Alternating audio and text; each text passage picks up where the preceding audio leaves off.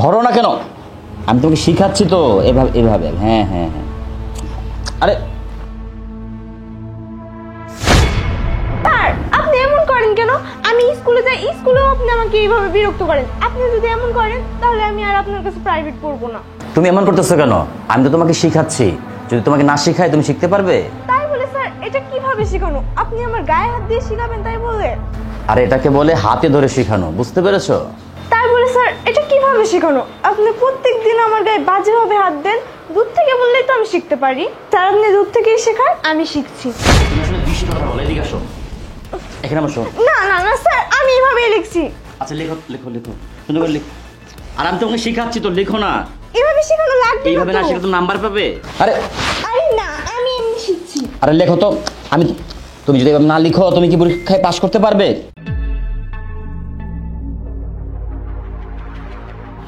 আচ্ছা চাচা, আপনার কি কোনো আক্কেল জ্ঞান নেই? হ্যাঁ, আপনি দেখছেন যে আমি একটা টিকটক বানাচ্ছি, তার মাঝখানে এসে কথা বলছেন কেন? সমস্যাটা কি আপনার? ম্যাডাম, মামুনি পড়তাছে, স্যারে ডিস্টার্ব করতেছে। কি বলছেন আপনি?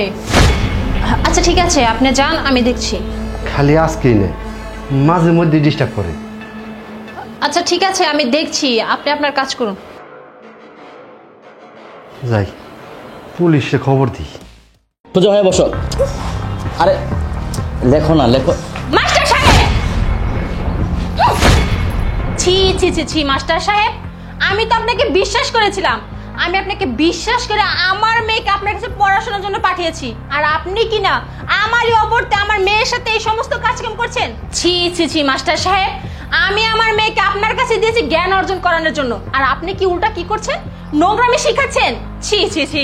আসলে আপনি আমাকে ভুল বুঝতেছেন। আমি আপনার মেয়েকে হাতে হাতে শেখাচ্ছিলাম।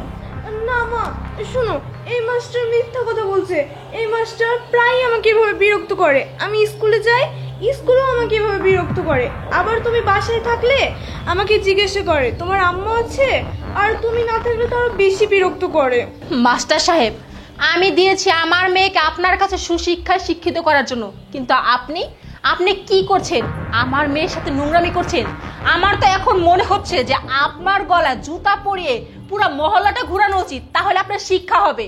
ম্যাডাম, আপনি আমাকে ভুল বুঝতেছেন। আপনি যেমনটা ভাবছেন ঠিক তেমনটা না। থামুন আপনি। আপনি কি বললেন? আমি আপনাকে ভুল বুঝছি?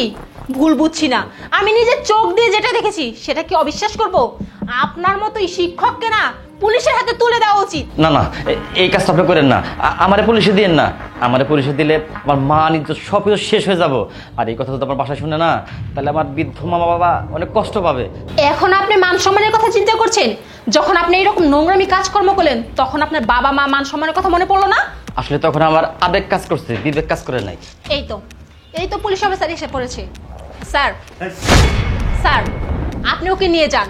ওকে নিয়ে গিয়ে এমন শাস্তি দিবেন যে শাস্তি দেখে ওর মতো শিক্ষকরা যাতে স্টুডেন্টের সাথে আর নোংরামি করতে না পারে, সাহস না পায়। ম্যাডাম, আমার ভুল হয়ে গেছে। আপনি কোন আমার ছাড়া দিতে। স্যার আমার ছাড়া দেন স্যার। চুপ, একদম চুপ। তুই আর একটা কথা বলবি না। ম্যাডাম, আপনি কোনো চিন্তা করবেন না, ওর উপযুক্ত শাস্তি আমি তার ব্যবস্থা করতেছি। চল আমার সাথে, চল চল বলতেছি। স্যার মা, আমি আর আজ থেকে স্যারের কাছে পড়বো না। আচ্ছা ঠিক আছে মা, তোমার আর এই স্যারের কাছে পড়তে হবে না। আমি তোমার জন্য ভালো একটা ম্যাডাম রেখে দেবো। আচ্ছা মা।